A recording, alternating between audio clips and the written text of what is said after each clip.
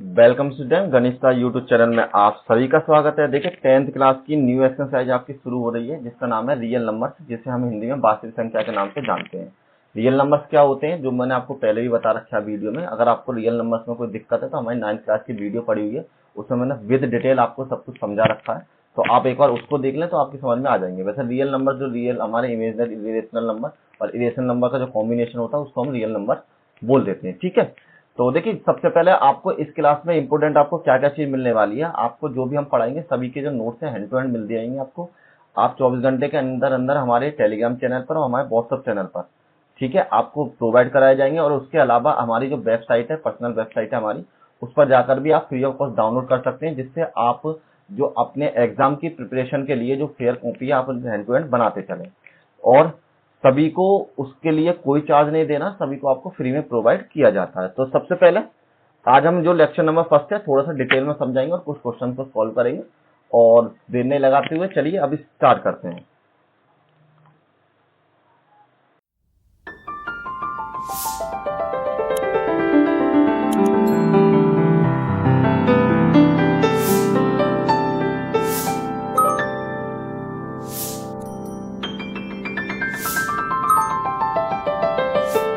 तो आपकी एक्सरसाइज है जो आपकी बुक में 1.1 एक्सरसाइज है, जो न्यू एनसीईआरटी की बुक है, उसके रिलेटेड हम सारे क्वेश्चन सॉल्व करने वाले। और 10th क्लास की हमारी मैथमेटिक्स की बुक है। अब तो देखिए पहले हमको जो पढ़ना है, सबसे पहले एलसीएम और एचसीएफ पढ़ना है, ठीक है, जिसको महत्तम समवर्तक बोलते हैं और आपके लघुत्तम समवर्तक बोल देते हैं। एलसीएम और एचसीएफ आपको होता क्या है, कक्षा हिंदी के लिए आपके पास ये नोट्स हैं और आपके जो इंग्लिश के नोट्स हैं आपके पास ये हैं क्लास 10th के लिए। इसको नोट्स के रूप में आप इसको ऐड करते चलिए, ये इसलिए मैंने लिख दिया है जिससे कि आप नोट्स के रूप में इनको लिखते चलें। तो देखिए आपका सबसे पहले जो एलसीएम होता है और आपका एचसीएफ होता है, तो आप इस तरह के क्वेश्चन आप तभी तो सॉल्व कर पाएंगे जब तक कि आप बता नहीं सकते, मतलब आपको नहीं पता है एलसीएम होता क्या चीज है और एचसीएफ आपका क्या चीज होता है।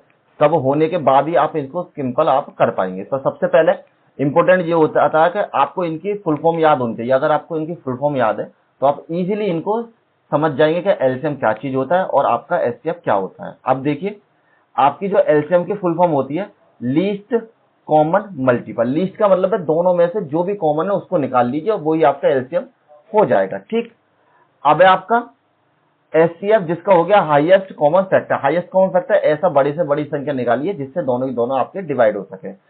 अगर आपको परिभाषा के रूप में याद करना, डेफिनेशन के फॉर्म में, तो वो भी मैंने लिख रखी है आपके लिए कि वह सबसे छोटी संख्या जो दो या दो से अधिक संख्याओं से पूरी विभाजित हो जाती है। मतलब ऐसी छोटी से छोटी संख्या जो दो से या फिर दो से अधिक संख्याओं से विभाजित हो सकती है, उसको हम क्या बोलते हैं, इसका एलसीएम बोल देते हैं। The smallest number that is multiply of two or more numbers, मतलब दो या दो से ज्यादा नंबर्स का मल्टीप्लाई जिसमें हो रहा होता है उसको हम क्या बोल देते हैं, एलसीएम बोल देते हैं। इसी तरीके एचसीएफ की वह सबसे बड़ी संख्या जो दो या दो से अधिक को पूरा का पूरा विभाजित कर देती है, मतलब उसको पूरा का पूरा कंप्लीटली डिवाइड कर देनी चाहिए, जो मैंने आपको पहले ही बता रहा था। तो the greatest numbers that can be exactly divided two or more numbers, जो भी आपके दो या दो से अधिक नंबर से जो पूरी तरीके से आपको विभाजित कर सकती है, उसमें आपको क्या हो जाएगा, एचसीएफ हम निकाल सकते हैं किन्हीं भी दो नंबर्स को। ठीक है, दो नंबर हो या दो से ज्यादा नंबर हो, ये जो नंबर्स है ना दो नंबर, इसका मतलब ये हो गया, जैसे मान लो 4 और 2। आपको मैं सिंपल बता देता हूं जैसे एलसीएम एचसीएफ निकालते कैसे हैं। तो थोड़ी सी बड़ी सी संख्या ले लेते हैं। तो अब देखिए सबसे पहले जैसे मान लिया आपके पास है 4 के जो फैक्टर हो जाते हैं वो हमेशा 2 मल्टीप्लाई 2 हो जाते हैं। और नेक्स्ट है आपके पास 8, या फिर 8 नहीं लेके 12 लिख लीजिए। नेक्स्ट आपका फैक्टर है 12। ये आपके पास दो संख्या है, तो इसको हम कर सकते हैं 2 मल्टीप्लाई में 2 मल्टीप्लाई में 3 के बराबर। अब सबसे पहले जब आपको इसका एलसीएम निकालना होता है, तो एलसीएम के लिए हम क्या करेंगे, आप उसमें केवल ये देखिए जो भी आपकी कॉमन संख्याएं हैं, जैसे 2 इसमें भी अवेलेबल है, ये पेयर इसमें भी अवेलेबल है, और कुछ नहीं तो आप इस तरीके से सर्किल के तरीके से इनको पेयर बना लीजिए। अब पेयर बनाने के बाद आप क्या करेंगे, इन दोनों में से 1 2 लेंगे, इन दोनों में से 1 2 लेंगे। ठीक, और जो लास्ट में बचा हुआ है उसको भी आप लिख लेंगे। अगर ऊपर बचता तो ऊपर भी ऐड कर लेते हैं, अगर नीचे बचता तो नीचे भी ऐड कर लेते हैं। अब इसकी जब हम मल्टीप्लाई करते हैं तो 3 दूनी 6 और 6 दूनी 12, तो आपका जो एलसीएम हो जाएगा वो आपका 12 हो जाएगा। अगर हम इसी का एचसीएफ निकालते हैं, हाईएस्ट कॉमन फैक्टर निकालते हैं, तो हमने एक काम करते हैं, दोबारा ही नोट कर लेते हैं। जैसे 4 2 मल्टीप्लाई में 2 के बराबर, जहां पर आपके वैल्यू 12, तो ये आपके वैल्यू 2 मल्टीप्लाई में 2 मल्टीप्लाई में 3 के बराबर। जब आप इसका एचसीएफ निकालेंगे तो आपने जो अंडरलाइन किए थे केवल उन्हीं फैक्टर्स को लिखना है। तो यहां से 2 लिखा था, यहां से 2 लिखा था, ये आपकी वैल्यू हो जाएगी 4 के बराबर। ये आपका एचसीएफ हो जाएगा। मतलब 4 एक ऐसी डिजिट है जो दोनों का 4 का और 12 का एचसीएफ है, और आपका 12 एक ऐसी डिजिट है जो कि आपकी एलसीएम हो जाती है। हमेशा एक चीज जरूर ध्यान रखना, हमेशा जो एलसीएम है वो बड़ा होगा एचसीएफ से, कभी भी एचसीएफ बड़ा नहीं हो सकता, हमेशा आपका एलसीएम ही बड़ा होता है, ठीक, क्योंकि उसमें ज्यादा संख्याओं की मल्टीप्लाई होती है। सिंपल आप इस तरीके से भी समझ सकते हैं। अब देखिए, इसको निकालने की 2-3 विधियां हैं, तो मैं आपको वैसे तो 10th क्लास में कोई बताता नहीं है सारी जो आपकी प्रोसेस है, लेकिन मैं फिर भी आपको सभी विधि बताता हूं, जिससे कि आपको ये क्वेश्चन थोड़ा चैप्टर थोड़ा इंटरेस्टिंग लगे और थोड़ा इजीली तरीके से आप किसी को कर सकते हैं, ठीक। तो अब सबसे पहले आपकी जो विधि है उसको बोलते हैं गुणनखंड विधि, जिससे प्राइम फैक्टर के थ्रू हम निकालते हैं। तो उसमें आपका होता क्या है, प्रत्येक संख्या के अभाज्य गुणनखंड निकालिए, मतलब आपको right the prime factor of the each, सभी को आप डिवाइड करके उसके फैक्टर्स निकाल लीजिए, जैसे मैंने अभी निकाले थे बिल्कुल। अब एचसीएफ के लिए सभी संख्याओं के समान गुणनफलों का न्यूनतम घात लिख दीजिए। अब जिसकी जितने भी पद होते हैं, जैसे कि मान लीजिए अभी मैंने यहां पर जो सॉल्व किया था, तो आपके पास जो ये वैल्यू थी, मैं इसको इस तरीके से लिख सकता था, इसको 2 की पावर 2 की फॉर्म में, और इसको 2 की पावर 2 और मल्टीप्लाई में 3 की फॉर्म में, इस तरीके से लिख सकता। तब भी आपकी वैल्यू यहां से मल्टीप्लाई होकर तब भी आपकी सेम यही वैल्यू हो जाती है, मतलब दोनों में कॉमन है, तो इस तरीके से आप लिख सकते हैं। तो यहां पर आपसे ये कह रहा है कि एलसीएम के प्रत्येक संख्या को सभी गुणनफलों में अधिकतम घात लिख लीजिए, मतलब जो भी आपकी ज्यादा से ज्यादा घात बन जाती है उनको लिख लीजिए। तो उदाहरण के लिए, जैसे आपके पास 12 है, 2 की पावर 2 मल्टीप्लाई में 3 थी आपकी वैल्यू, मतलब 12 की वैल्यू इस तरीके से लिख सकते हैं, या आपको अगर ऐसे याद हो तो आप इस तरीके से कर लीजिए। इसी तरीके से आपको 18 की वैल्यू, तो 2 गुणा 3 गुणा 3, 3 3 9 9 3 9 दूनी 18 के बराबर। तो जब आप इसका एचसीएफ निकालेंगे, जो मैंने आपको प्रीवियस तरीका बताया था उसमें आप एलसीएम कैसे निकालेंगे, तो सबसे पहले चलिए एचसीएफ निकालते हैं इसका। एचसीएफ में आपके पास ये दोनों कॉमन है और आपके पास ये दोनों कॉमन है, मतलब दोनों अवेलेबल है, तो 2 मल्टीप्लाई में 3 आपकी वैल्यू हो जाएगी 6 के बराबर। अगर आप इसका एलसीएम निकालते हैं तो आपकी वैल्यू सबसे पहले 2 आएगा और 3 तो आएगा ही आएगा। अब ऊपर वाले में एक 2 एक्स्ट्रा है तो उसको ऐड कर लीजिए, नीचे वाले में एक 3 एक्स्ट्रा है तो आप उसको ऐड कर लीजिए, और इनकी आपस में मल्टीप्लाई कर ली तो 36 हो गई। और 36 एक ऐसी संख्या है जिसको हम 12 से और 18 से दोनों से डिवाइड कर सकते हैं। एलसीएम का मतलब केवल यही होता है, हमें ऐसी संख्या निकालिए जिससे ये दोनों के दोनों डिवाइड हो जाएं, और एचसीएफ एक ऐसी संख्या होती है जिससे ये दोनों संख्या डिवाइड हो जाए, ठीक है। मतलब जैसे हम 12 को भी 6 से डिवाइड कर सकते हैं और 18 को भी हम 6 से डिवाइड कर सकते हैं। तो एचसीएफ में तो हमने वो बड़ी से बड़ी संख्या निकाली जिससे दोनों डिवाइड हो जाए, और इसमें हमने वो बड़ी से बड़ी संख्या निकाली जिससे ये दोनों, मतलब इन 12 से और 18 से ये दोनों संख्या आपकी डिवाइड हो जाए। तो आपको अगर पावर की फॉर्म में अच्छा लगता है तो पावर की फॉर्म में कर लीजिए, अगर आपको ऐसे सिंपल लगता है तो ऐसे कर लीजिए। वैसे मोस्टली आप सभी लोग इसी तरीके से करेंगे, तो इस तरीके से आप कर लीजिए जैसा आपको इजी लगे। तो पहला तरीका आपका हो गया, जो कि आपकी प्राइम फैक्टर के थ्रू, मतलब गुणनखंड के थ्रू हम इनको सॉल्व कर सकते हैं। नेक्स्ट सेकंड मेथड पढ़ते हैं अब इसका। सेकंड मेथड होता है इसका डिवाइड मेथड, जिसमें हम केवल ये, और ध्यान रखना, डिवाइड मेथड से केवल हम एचसीएफ निकालते हैं, इससे हम एलसीएम नहीं निकाल सकते। एलसीएम निकालने के लिए हमें प्रीवियस में ही जाना पड़ेगा। तो इसको निकालने के लिए क्या तरीका है, सबसे पहले आपको कोई भी संख्या है उसका अगर आपको एचसीएफ निकालना है, जैसे कि मैंने पीछे जो माना था, एक तो 4 मानी थी संख्या, एक आपकी 12 मानी थी, तो इन दोनों का मुझको एचसीएफ निकालना है, हाईएस्ट कॉमन फैक्टर। तो डिवाइड रूल से हम क्या करते हैं, सबसे पहले आपको यहां पर डिवाइड करना होता है, तो हमने 4 का डिवाइड कर दिया 12 में, ठीक। तब आप देखिए, तो जैसे आपने इसको डिवाइड किया 4 से, अगर आप इसको डिवाइड करते हैं तो 12 4 तिया 12 के बराबर, ये आपका कैंसिल हो गया 0। तो आपका जो अंतिम वाला जो डिवीजर है वही आपका क्या हो जाएगा, एचसीएफ इस संख्या का हो जाएगा। अगर आपको इस तरीके से समझ में नहीं आया तो मैं आपको एक और एग्जांपल बताता हूँ, लेकिन थोड़ी सी पहले एक डिटेल पढ़ लीजिए। सबसे पहले आपको करना क्या होता है, बड़ी संख्या को छोटी संख्या से डिवाइड करना, मतलब बड़ी संख्या में जो डिवाइड करना है वो छोटी संख्या से करना है। अब पुनः भाजक को शेषफल बना लीजिए और जब तक 0 ना हो जाए तब तक उसी प्रक्रिया को आप दोहराते रहिए। जो आपका अंतिम भाजक होगा, जो अंतिम डिवीजर होगा, मतलब जिसमें लास्ट बार आपने डिवाइड करा है, जिससे वो 0 बाय डिवाइड हुआ है, वही उसका जो एचसीएफ हो जाएगा। जैसे divide the large number by the small number से, मतलब बड़ी संख्या को छोटी संख्या से डिवाइड करना है, और divide the divisor by the remainder, और उसी तरीके से आपको डिवीजर को भागफल से रिमाइंड करते चले जाना है, रिमाइंडर से, और repeat until the remainder is 0। जब तक आपको इस प्रोसेस का 0 नहीं हो जाए तब तक आपको इसको सॉल्व करते जाना है। जैसे कि यहाँ पर आपको एक संख्या दे रखी है, मैं एग्जांपल दूसरा ले लेता हूँ, क्योंकि ये तो एक ही बार में डिवाइड हो गया, जब तक आपको 2-3 बार में डिवाइड नहीं होगा आपकी समझ में नहीं आएगा।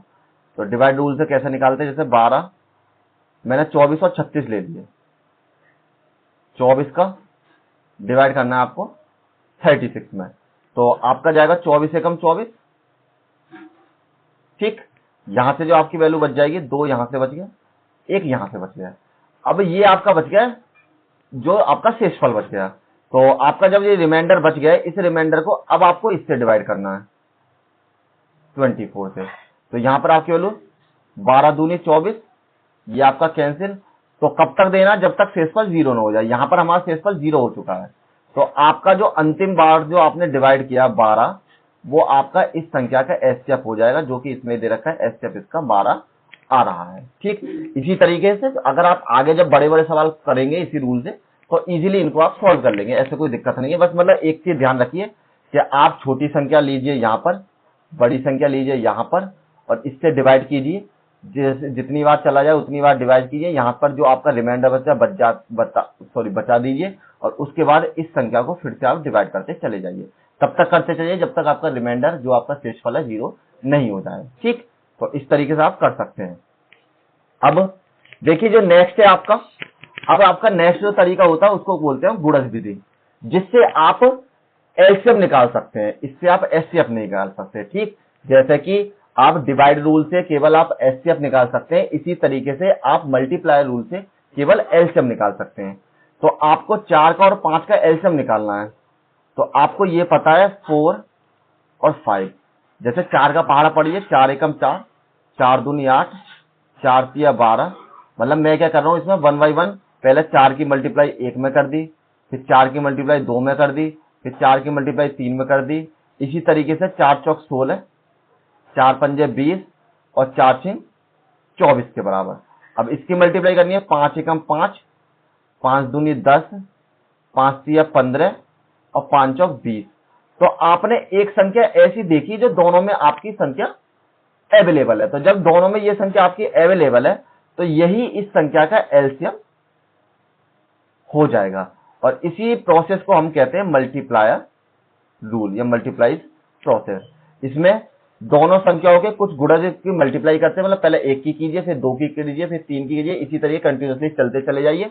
और उसमें सबसे छोटा गुणज एलसीएम होता है, जो भी आपका सबसे छोटा वाला जो गुणज होगा वो आपका एलसीएम हो जाएगा। मतलब जो संख्या दोनों में कॉमन होगी, छोटी से छोटी, वही इसका गुणज हो जाएगा। क्योंकि अगर आप इसकी मल्टीप्लाई और भी करेंगे तो आगे जाने पर ये 40 पर और मिल जाएंगे, लेकिन 40 इसका गुणज नहीं होगा। जो इसका एलसीएम होगा वो केवल छोटी वाली संख्या ही होगी। ठीक, तो इसको यहीं पर हम छोड़ सकते हैं, यही आपका एलसीएम हो जाएगा। अब एक इंपोर्टेंट क्वेश्चन और है, मतलब इंपोर्टेंट फॉर्मूला और है, जो कि आपकी इस एक्सरसाइज में यूज होगा। हमेशा भी याद रखना कि दोनों संख्याओं का जो गुणनफल है वो हमेशा एचसीएफ और एलसीएम के गुणनफल के बराबर होगा ही होगा। मतलब अगर आप एक तरीके से, पहली संख्या आपकी 4 थी, दूसरी संख्या आपकी 12 थी, इसका जो एलसीएम आया था आपके पास, एलसीएम तो इसका 12 आया था, और इसका जो एचसीएफ आया था वो आपके पास आया था 4 के बराबर। तो कहने का मतलब क्या हो गया, एचसीएफ की वैल्यू 4, एलसीएम की वैल्यू 12, पहली संख्या 4, दूसरी संख्या 12, और 12 चौक 48, और ये भी आपकी 12 चौक 48। तो दोनों संख्याओं की जो वैल्यू है वो आपकी बराबर होनी चाहिए। पहली संख्या मतलब दोनों संख्याओं का प्रोडक्ट मल्टीप्लाई कर लीजिए दोनों संख्याओं की, और एचसीएफ की और एलसीएम की आपस में मल्टीप्लाई कर लीजिए, वो हमेशा आपस में बराबर आपके हो जाएंगे। जैसे कि आपको एग्जाम्पल दे रखा है, 12 गुणा 18 में कीजिए 216 हो जाएंगे, और इसका एचसीएफ 6 हो जाता है, इसका एलसीएम 36 हो जाता है।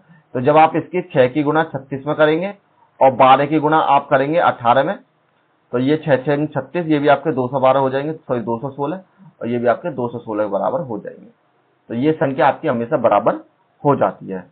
अब आपके यहां से जो शुरू है, आपके क्वेश्चन से शुरू है, तो अब इन क्वेश्चन को हम शुरू करते हैं। सबसे पहले स्टार्ट करते हैं, सिंपल तरीके से करना, कोई ज्यादा रिलैक्स तरीके से कीजिए। सिंपल आप जैसे डिवाइड करते आए उसी तरीके से आप डिवाइड कीजिए। निम्नलिखित संख्याओं को अभाज्य गुणनखंड सॉरी गुणनफल के रूप में व्यक्त कीजिए। मतलब प्राइम फैक्टर के थ्रू आप इनको सॉल्व करना है। तो सॉल्व करने के लिए आपको क्या करना है, जैसा 140 है, इसका आपको केवल फैक्टर ही फैक्टर निकालना है, इसके अलावा आपको कुछ भी नहीं करना है। तो हम इसका फैक्टर निकालते हैं। तो सबसे छोटी संख्या से सबसे पहले हम इसको डिवाइड करके देखते हैं। तो सबसे छोटी संख्या आपकी 2 हो जाएगी। 2 से डिवाइड किया, 2 सत्ते 14, और यहां से आपकी वैल्यू 0 के बराबर। फिर से हमने 2 से डिवाइड किया, तो ये आपके पास 7 है, यहां पर आपके पास 2 है। तो आप इतना पहाड़ा पड़िए जिससे आपकी वैल्यू कम जाए। तो 2 तिया 6, 6 चला गया, 1 यहां पर आपकी वैल्यू 10 बना देगी, 2 पंजे 10 के बराबर। अब ये आपका 2 से डिवाइड नहीं होगा क्योंकि लास्ट में 5 आ गया, तो वो या तो 3 से डिवाइड होगा या फिर 5 से डिवाइड होगा। तो 3 से मैंने डिवाइड करके देखा तो 3 से डिवाइड नहीं होगा।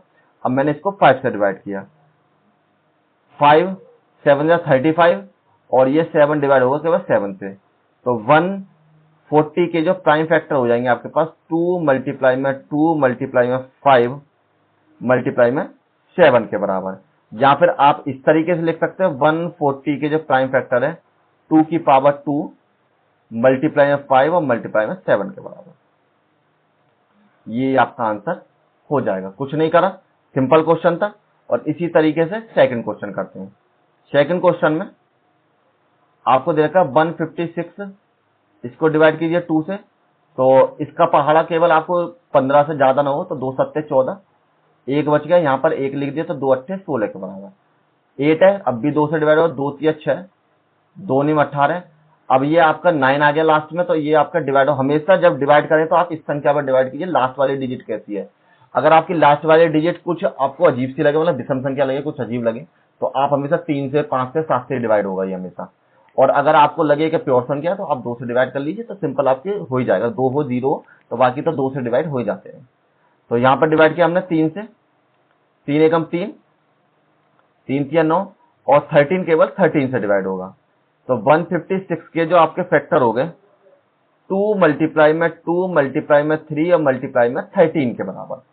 यहां पर 156 को आप लिख सकते हैं 2 की पावर 2 मल्टीप्लाई में 3 और मल्टीप्लाई में 13 के बराबर। This is the prime factor of 156 के। देन स्टार्ट करते हैं नेक्स्ट क्वेश्चन। अब आपको 3800 मतलब 3825 के प्राइम फैक्टर निकालते हैं। तो 3825, लास्ट में आपको 5 दिखाई दे रहा है, तो आपकी जो सबसे छोटी संख्या होगी 5 होगा, जिससे डिवाइड हो सकता है। तो 5 से डिवाइड किया, 5 सत्ते 35, 3 बच के इधर, तो यहाँ हो गए 32, 5 छिंग 30, 2 बच के इधर, तो यहाँ हो गए 25, और 50 25 के बराबर। अब भी 5 है, फिर से डिवाइड करते हैं, 5 एकम 5, 2 इधर आ गए तो 26 हो गए। तो यहाँ पर 50 25, 1 आ गया तो 5 तिया 15 के बराबर। अब देखिए, अब इसके बाद जो आपकी वैल्यू है 5 से डिवाइड नहीं होगी, क्योंकि इसके लास्ट में आपके पास 3 आ गया। तो सबसे पहले तो 3 से डिवाइड करके देखते हैं इसको, अगर डिवाइड हो जाता तो ठीक है, नहीं तो कोई दिक्कत है ही ना। तो 3 पंजे 15 और 3 एकम 3। अब देखिए, आपको एक और चीज बता देता हूं, ये जो आपके फैक्टर थे जैसे कि 3825 था, तो इसका मतलब ये हो गया ये संख्या जरूर 3 से डिवाइड होगा। अगर आपके पास बड़ी संख्या के बाद लौट का छोटी संख्या आ गई है, तो इसका मतलब ये है कि ये संख्या 3 से भी डिवाइड होनी थी। तो इसके जो फैक्टर है ना, आप सबसे पहले आप 3 से डिवाइड करके कीजिए। तो 3 एकम 3, 3 दूनी 6, यहां से 2 बच गए, 3 सत्ते 21 और 3 पंजे 15 के बराबर। 3 चौक 12, 3 दूनी 6 और 3 पंजे 15 के बराबर। अब यहां से आप 5 से डिवाइड, हमेशा फैक्टर ऐसे कीजिए, पहले सबसे छोटी संख्या, फिर उससे बड़ी, फिर उससे बड़ी। तो आपकी जो लास्ट में जब 5 था, मैंने प्रीवियस में ही बताया था आपको, अभी इससे पिछले क्वेश्चन में, कि आप यहाँ तो 3 से डिवाइड होता है या फिर 5 से डिवाइड होगा ये आपका। तो अब इसको हम डिवाइड करते हैं 5 से। 5 8 जा 40, 5 5 जा, नेक्स्ट में 5 बन जा, 5 7 जा, और लास्ट में डिवाइड हो जाए आपका 17 बन जा 17 पे। अब आप इस वाले फैक्टर को हटा लीजिए, क्योंकि इसकी कोई आवश्यकता नहीं, केवल आपको सिंपल प्राइम फैक्टर चाहिए। और अगर आप इस तरीके से भी करेंगे तो गलत नहीं होगा, आपका क्वेश्चन होगा इसी तरीके से फिर भी। तो यहाँ पर जो आपकी वैल्यू हो जाएगी 38, 25, इसके फैक्ट होगा 3 मल्टीप्लाई में 3 मल्टीप्लाई में 5 मल्टीप्लाई में 5 मल्टीप्लाई में 17 के बराबर। आप इसको प्राइम फैक्टर की फॉर्म में इस तरीके से लिख सकते हो, 3 की पावर 2 मल्टीप्लाई में 5 की पावर 2 और मल्टीप्लाई में 17 के बराबर, और यही इसके प्राइम फैक्टर हो जाएंगे। ठीक, अब यहां से मैं 2 और हटा देता हूं क्योंकि आपको जब पीडीएफ मिलेगी तो आप कंफ्यूज हो जाएंगे। चलिए इसका नेक्स्ट क्वेश्चन करते हैं, क्वेश्चन नंबर फोर्थ। तो फोर्थ में जो आप इसको डिवाइड करेंगे सिंपल, तो ये जो आपकी वैल्यू हो जाएगी सबसे पहले 5005 से, तो आप इसको डिवाइड करके देख लीजिए। देखिए इसके लास्ट में आपका पास आ रहा 5, तो मैंने आपको बताया था सबसे पहले 3 से चेक कर लीजिए, 3 से अगर डिवाइड नहीं होगा तो 5 से डिवाइड होगा ही होगा। तो 3 से जब मैं इसको डिवाइड करता हूं तो मैंने चेक किया, 3 एकम 3, यहां से बच के 2, 0, 3 छिंग 18, 2 यहां से 0, यहां से 2, 3 छिंग 18 और यहां से 2 और 25, तो 3 से 25 नहीं जाएगा। तो कहने मतलब है 3 से जो ये संख्या है डिवाइड नहीं होगी, तो मुझे ये सबसे पहले संख्या आपकी 5 से ही डिवाइड करनी पड़ेगी। तो 5 से डिवाइड किया, 5 1 5, 0 की 0, 0 की 0, 5 1 5। नेक्स्ट में, अब नेक्स्ट में जब आप 5 से डिवाइड करेंगे तो ये नहीं हो सकता क्योंकि इसमें जो लास्ट में संख्या आपकी 1 हो गई, तो ये आपके यहाँ तो 3 से डिवाइड होगा, 3 से डिवाइड होगा नहीं, क्योंकि 3 से डिवाइड होता तो ऊपर ही हो जाता। तो आपको जो एक हमेशा इसका देखिए ये चीज ध्यान रखिए, जब भी आप डिवाइड करें आपको ये पता है कि लास्ट की संख्या हमारी ओड है, क्या मतलब विषम संख्या है, तो ये मोस्टली जो आपको मोस्टली क्या, ये हमेशा आपकी विषम संख्या से डिवाइड होगी। तो यहाँ तो ये 7 से डिवाइड हो सकते हैं या 9 से डिवाइड हो सकते हैं, 9 से तो होगी नहीं क्योंकि ऊपर जब 3 से डिवाइड नहीं हुई तो नीचे 9 से भी नहीं, क्योंकि 9 आपका फैक्टर होता है 3 का। तो 7 से डिवाइड होगी, 11 से डिवाइड होगी या 13 से डिवाइड होगी, तो इनसे डिवाइड करके देख लेते हैं। तो सबसे पहले हम 7 से डिवाइड करते हैं, तो 7 1 जा 7, 3 बच गए, और 7 चौक 28, और यहाँ पे 7 के 21, 7 से डिवाइड हो गई सिंपल। अब नेक्स्ट हम दोबारा से डिवाइड करते हैं, अब ये संख्या लास्ट में 7 से अब ये दोबारा डिवाइड नहीं होगी, तो इससे छोटा तो हम डिवाइड कर नहीं सकते, अब हम इसके बड़ा करते हैं। तो अब हम 11 से डिवाइड करके देखते हैं, क्योंकि आपको पता है यहाँ पर विषम संख्या तो विषम से ही डिवाइड होगी। 11 1 जा 11 और 11 3 जा 33। नाउ अब डिवाइड करेंगे आप 13 से, तो 13 1 जा 13, तो 5005 के जो आपका फैक्ट होगा 5 मल्टीप्लाई 7 मल्टीप्लाई में 11 और मल्टीप्लाई में 13 के बराबर। अब देखिए इसमें आपको कोई भी संख्या रिपीट नहीं है, तो इन प्राइम फैक्टर को आप इसी तरीके से छोड़ दीजिए। ठीक, नेक्स्ट क्वेश्चन करते हैं इसका, क्वेश्चन नंबर 5, 7 4 29, इसको आपको डिवाइड करना है। तो देखिए सबसे पहले तो इसके लास्ट में विषम संख्या है, तो विषम संख्या को हमेशा विषम से डिवाइड करेंगे। तो पहले आप 3 से डिवाइड करके देख लीजिए, 3 से जब आप इसको डिवाइड करेंगे तो 3 1 जा इधर साइड में दे लेते हैं, ठीक है, साइड में डिवाइड करके देखते हैं। तो 3 2 जा 6, 1 यहां से, 3 4 जा 12, 2 यहां से, 2 यहां से, 3 7 जा 21, 1 यहां से 9, तो 3 से डिवाइड नहीं हुआ। 3 के बाद 5 से डिवाइड नहीं होगा क्योंकि लास्ट में 5 आ रहा है। अब डिवाइड करके देखते हैं 7 से, तो 7 से मेरे ख्याल से डिवाइड हो जाना चाहिए। तो 7 से जब हमने इसको डिवाइड किया तो 7 4 29, 7 1 जा 7, यहां से 0 बचे, यहां से 4 ना जाने के 0, यहां से उतार लिया 4, 42, 7 छिंग 42, तो 42, लास्ट में 9, 7 से डिवाइड नहीं हुआ। अब जब 7 से नहीं हुआ तो अब फिर से विषम संख्या आपको 9 से नहीं होगा, तो 3 से नहीं हुआ, 10 से नहीं होगा, अब 11 से करके देखते हैं।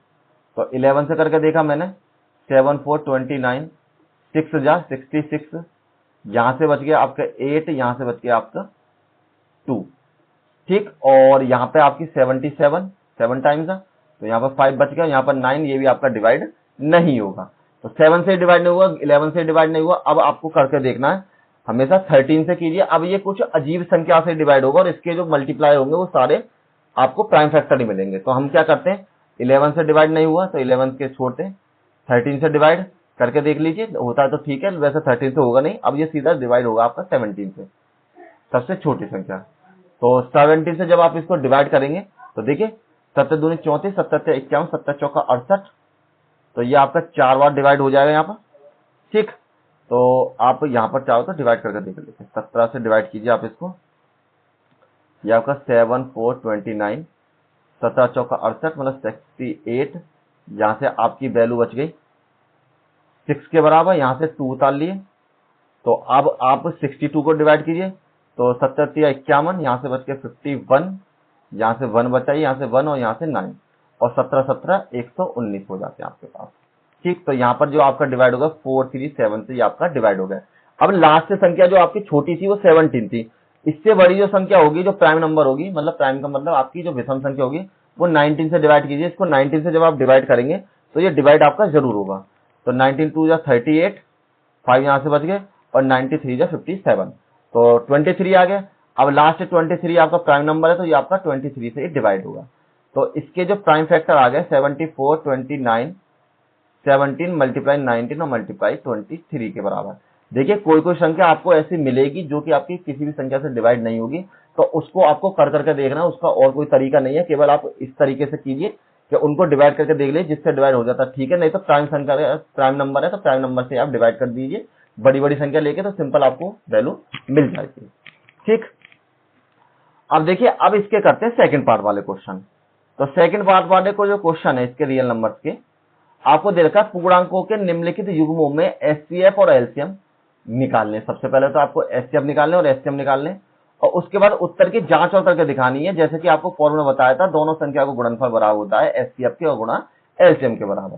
तो find the LCM of the HCF of the following pair of the integer and the verified that LCM multiply by HCF is equal to product of the two number के बराबर है।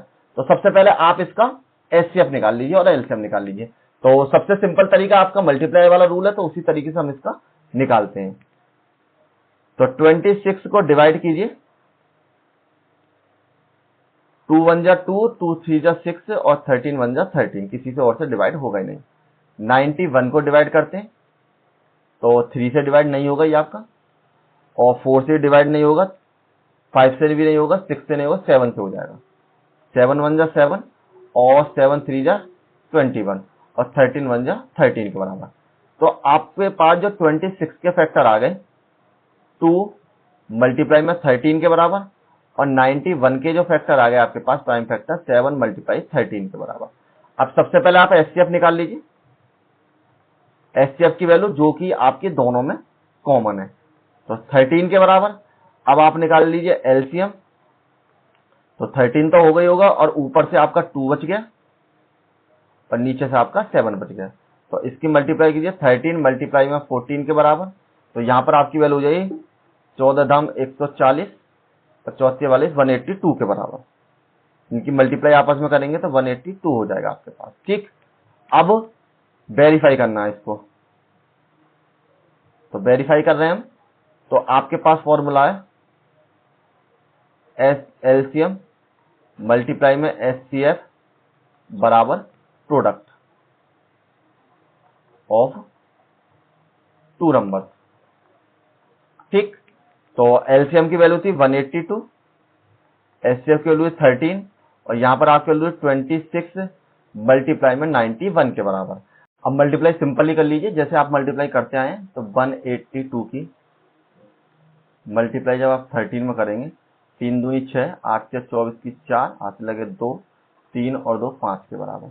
यहाँ पर 182 के बराबर, तो 6 6 13 1 और 2, तो यहाँ पर आपके लिए 2 3 6 और 6 के बराबर। अब आप जब इनकी मल्टीप्लाई करेंगे, तो यहाँ पर 91 की मल्टीप्लाई आप कर लीजिए 26 में, 6 कम 6 और 9 छिक्के 54, 54, और यहाँ पर आपके हो जाएंगे 2 और 9 दूनी 18। इसको आपने ऐड किया 6 6 3 और 2 के बराबर, और ये भी आपके वैल्यू 366 के बराबर। आपकी ये मल्टीप्लाई दोनों बराबर ही आएगी। अगर आपकी बराबर नहीं आती है तो आपने कहीं ना कहीं गलती की है, और उसी हिसाब से आपको जो आंसर है वेरीफाई हो जाएगा। ठीक, सिंपल है, मतलब दोनों का सबसे पहले फैक्टर कर लीजिए, फैक्टर करने के बाद आप एलसीएम और एचसीएफ निकाल लीजिए, और फिर आपका जो फॉर्मूला मैंने बताया था उस फॉर्मूले में आप सभी वैल्यूज को पुट कर दीजिए, आपको आंसर मिल जाएगा। मल्टीप्लाई करना सिंपल तरीका बता दिया, उसी तरीके से आप मल्टीप्लाई कर लीजिए। अब जो नेक्स्ट क्वेश्चन है आपका, इस बार आपको क्या करना है, 510 और 92 को डिवाइड करना है। तो आपकी जो वैल्यू हो जाएगी, सबसे पहले 510 को डिवाइड कीजिए, तो 510 को जब डिवाइड करेंगे तो सबसे पहले लास्ट में 0 तो 2 से डिवाइड हो जाएगा, तो 2 दूनी 4, 2 पंजे 10 और 2 पंजे 10 के बराबर। अब ये 2 से नहीं जाएगा तो हम 3 से डिवाइड करते हैं, 3 अट्ठे 24, 3 पंजे 15। अब ये 3 से नहीं जाएगा तो 5 से डिवाइड कीजिए। 5 बन जा 5, 5 7 जा 35 और 17 बन जा 17। इसी तरीके से 92 को डिवाइड कीजिए।